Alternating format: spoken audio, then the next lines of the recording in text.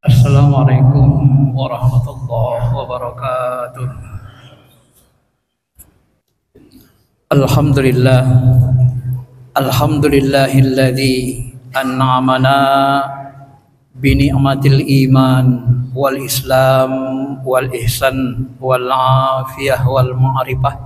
Asyhadu an la ilaha illallah wahdah la syarika lah. Asyhadu anna Muhammadan abduhu wa rasuluh alladzi la nabiyya ba'da. Allahumma salli ala habibina syafi'ina Muhammadin wa ala alihi wa sahbihi ajma'in, amma ba'd. Ayyuhal ikhwan rahimakumullah, ittaqullaha haqqa tuqatih wa la tamutunna illa wa antum muslimun. Faqala ta'ala fi kitabihil karim, a'udzu billahi minasyaitonir rajim. Bismillahirrahmanirrahim. Wa'iddu lahum mastata'tum min quwwah wa min ribatil khail turhibuna bihi aduwallah wa aduwakum wa akharina min dunihim la ta'lamunahum Allahu ya'lamuhum wa ma tunfiqu min syai'in fi sabilillah yuwaffa ilaikum wa antum la tuzlamun. Shadaqallahul azim.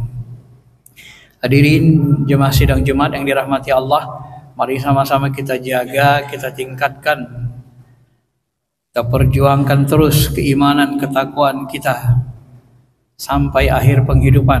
Karena yang dinilai Allah dari diri kita adalah hanya keimanan, ketakwaan, kecintaan dan ketaatan kita kepada Allah Subhanahu wa taala.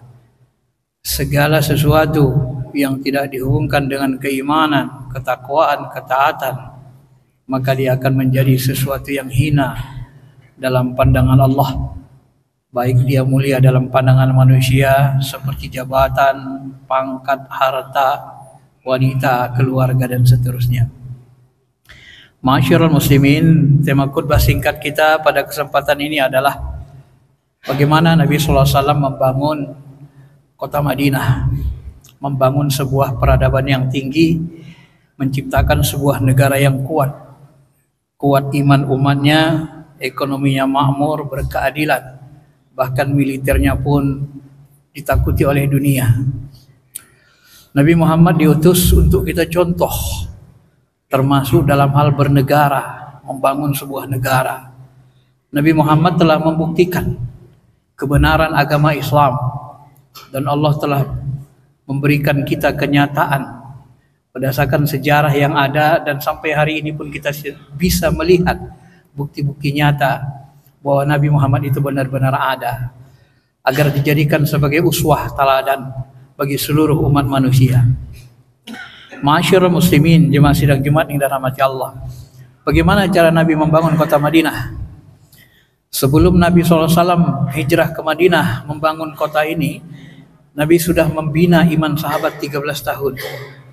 Jadi kita memahami fondasi dari kehidupan berbangsa, terutama beragama, berbangsa, bernegara, ini adalah keimanan.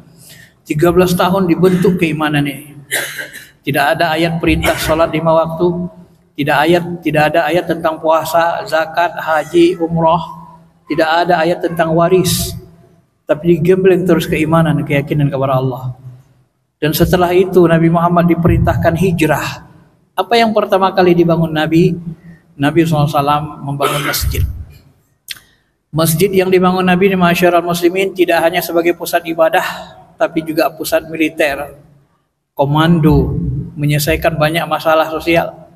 Bahkan Nabi menjadikan Masjid Nabawi itu sebagai pusat penampungan fakir miskin yang waktu itu dikenal dengan Ahlus Suffah. Dalam riwayat disebut pertama kali Nabi hijrah ke Madinah ada sekitar 400 orang yang mereka itu hijrah ke Madinah, harta kekayaannya tinggal di Mekah, diusir keluarganya. Bahkan ada yang tidak punya sarung untuk sholat. Bagaimana kehidupan mereka? Mereka hidup di teras-teras masjid, mereka tidur di masjid, dan Nabi siapkan makanan mereka. Mereka tidak punya apa-apa, dan mereka makan dari Nabi, penghasilan Nabi dari sedekah-sedekah sahabat. Ini yang dikenal dengan al-suffah. Kerja mereka ikut majelis taklim, diberdayakan, termasuk mengambil air untuk orang sholat 5 waktu. Nah, ma'asyiral muslimin, Ahli sumpah pertama kali hadir itu sekitar 400 orang. Dan ketika Nabi tidak lama meninggal, jumlah mereka sudah tinggal 70 orang saja, kata Abu Hurairah. Mereka ini dibina Nabi. Apabila mereka dapat kerja, mereka pergi. Apabila mereka mendapat usaha pekerjaan baru, mereka nikah, maka mereka keluar dari masjid, tidak lagi tinggal di masjid. Ternyata ma'asyiral muslimin yang dirahmati Allah Subhanahu wa taala, kalau dalam bahasa undang-undang kita fakir miskin dan anak-anak terlantar dipelihara, ditanggung negara, Nabi sudah lakukan itu jauh-jauh hari. Kenapa fakir miskin ini diinapkan di masjid, dibina rohaninya? Kalau orang-orang fakir miskin yang benar-benar tidak punya, pengangguran, dibiarkan di luar, mereka akan menjadi piktor, muncul pikiran kotor, mencuri, merampok, narkoba dan seterusnya. Maka orang-orang fakir miskin ini memang harus didekatkan ke agama.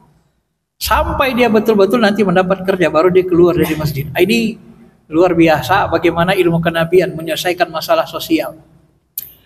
Masyarul muslimin, setelah membangun masjid, apa yang dilakukan Nabi? Nabi ternyata membangun pusat pasar, pusat ekonomi. Ini termasuk juga yang dilupakan umat Islam. Pusat pasar, pasar Madinah, ekonominya itu dikuasai pertama kali oleh orang Yahudi. Namanya pasar Bani Qainuqa. Sebagian ahli sejarah mengatakan Yahudi ini, pasar ini sudah ada sejak zaman Nabi Musa. Dan mereka menguasai ekonomi Madinah. Lalu Nabi mendirikan pusat pasar Baqi al-Khail. Didirikan Nabi pusat pasar dan Nabi punya strategi. Ya. Bagaimana strategi Nabi membuka pasar? Beliau membuat lapak-lapak pasar ini, dan lapak-lapak ini milik negara, tidak dimiliki personil.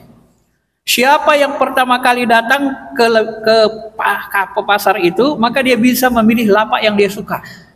Apakah di depan, di tengah, di tempat laris, terserah. Maka Nabi motivasi, bakiru, berpagi-pagilah kalian mencari nafkah. Ay as-sabah, ya, pitola berrizq, mencari rezeki. Fa innal ghada barakah wa najah. Karena di subuh hari, di pagi hari itu banyak berkah dan kesuksesan. Jadi habis sholat subuh berjemaah, habis zikir, mereka langsung pergi ke pasar. Kalau balik ke rumah tidur lagi, jam 9 baru bangun, kemudian ke pasar, gak ada berkah. Orang sudah ramai, dia dapat tempat yang di pojok-pojok, tempat sepi. Jadi pusat pasar ini mirip seperti masjid. Siapa yang pertama datang boleh milih, mau di depan, di belakang, di tengah, terserah.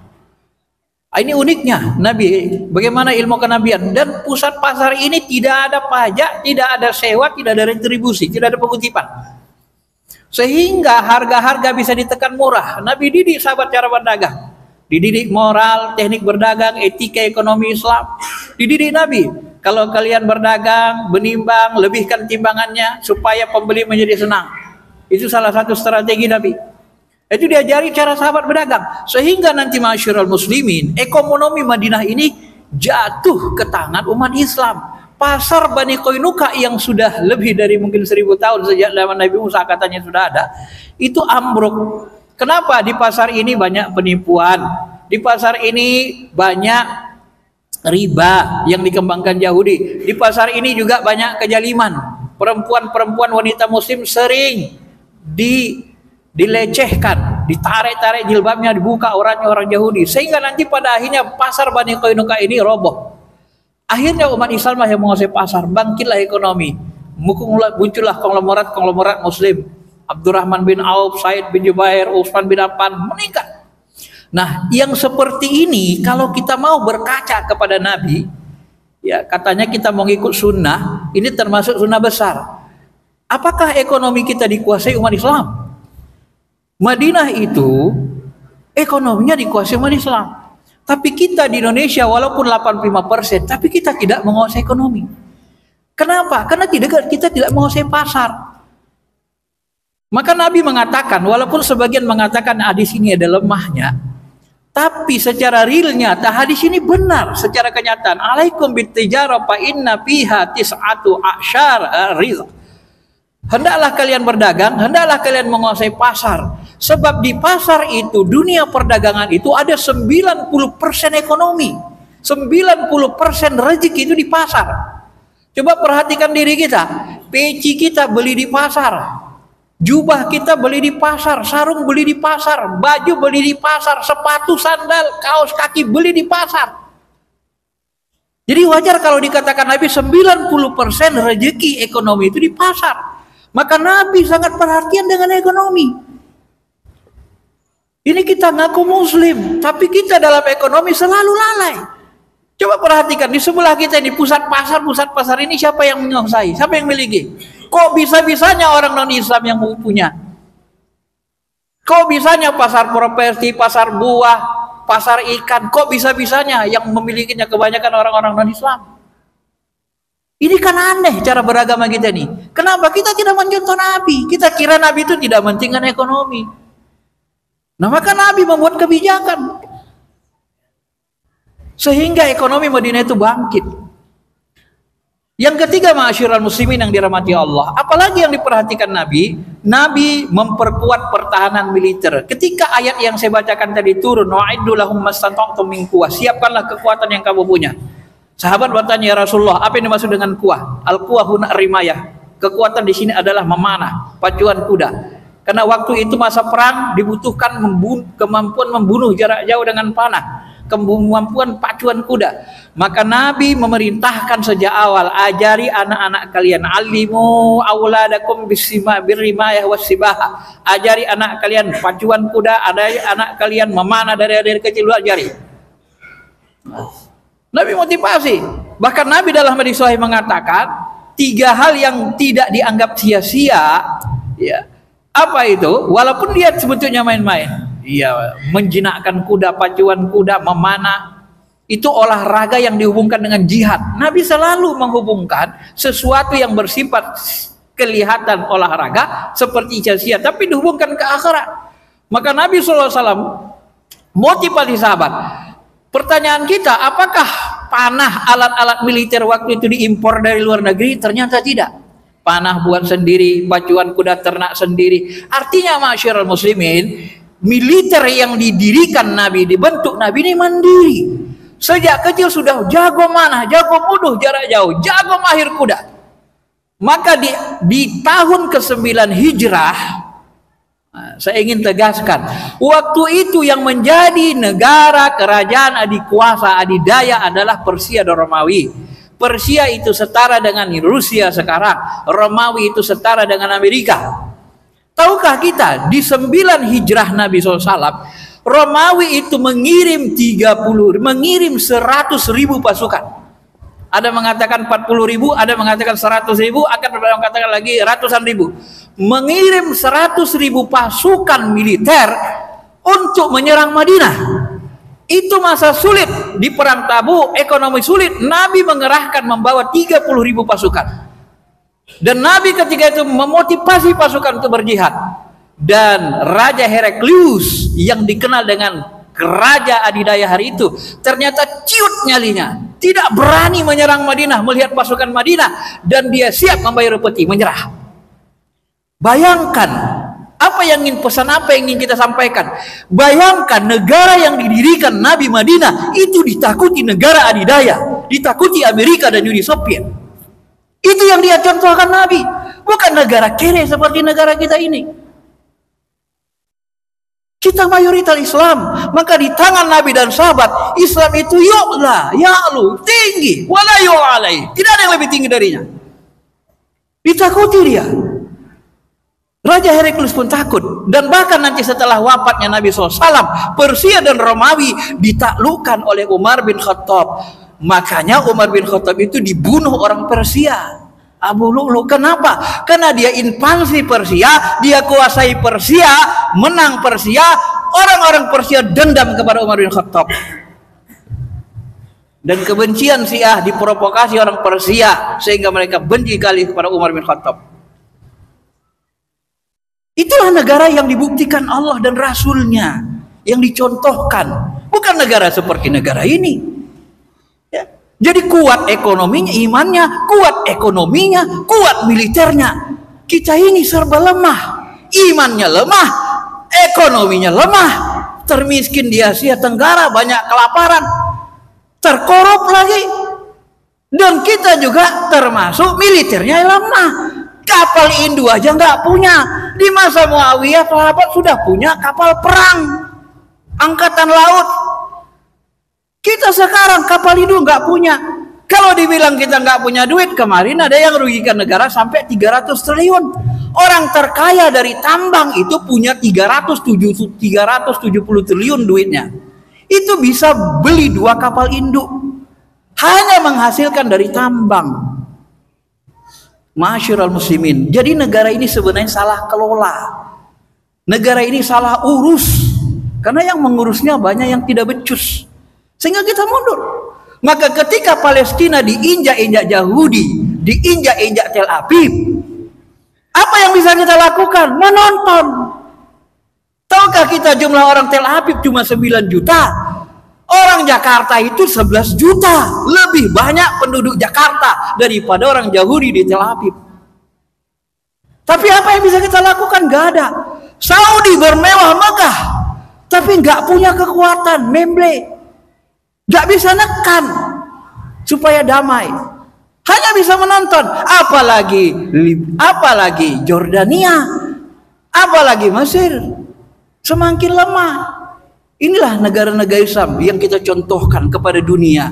Maka jangan heran kalau Barat, kalau dunia tidak melirik Islam. Kalau mereka melihat dari kacamata banyak hal, mereka tidak tertarik kepada Islam. Kenapa? Di tangan kita Islam itu menjadi lemah terkebelakang. Itulah yang dikatakan Muhammad Abduh. Sapartu ila biladil ghurub para'aitu islaman walam ajid muslim. Wa sapartu ila biladil syuruq para'aitu musliman ala ajidtu islaman. Aku jalan-jalan ke negeri barat, kulihat barat itu hebat sekali mengamalkan Islam. Teratur hidupnya, malu kita masyarakat muslimin. Kalau kita jalan ke luar negeri, Singapura saja kita jalan sudah malu. Negara-negara Asia yang mayoritas, Singapura, Filipina, sekarang sudah dikuasai orang non-Islam, mayoritas. Dan kita tidak tahu apakah Indonesia dan Medan ini akan menyusul. Wallahualam. Tapi nyatanya Singapura yang dulu dikuasai orang Islam, Melayu, sekarang dikuasai non-Islam. Filipina juga sama. Dulu di sana banyak negara-negara kuat, kerajaan-kerajaan kuat. Tapi sekarang sudah tidak lagi dikuasai oleh umat Islam. Nah, ma'asyiral muslimin yang dirahmati Allah.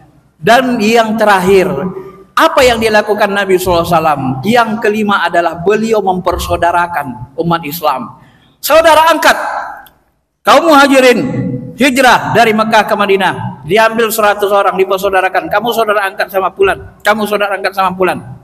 Supaya saling tolong menolong, kedekatan kuat, persaudaraan kuat, tidak ada istilah ini pendatang, tidak ada lagi. Sehingga orang kaum Ansor ini terkenal, wa yu'siruna ala anfusihim walau kana bihim khassasah. Mereka selalu mengutamakan orang beriman muhajirin dari diri mereka walaupun mereka dalam keadaan susah. Saking sayangnya mereka kepada Islam. Ini persatuan itu pun sangat kuat. Inilah yang diciptakan Nabi. Akhirnya ma'asyiral muslimin, ketika Nabi SAW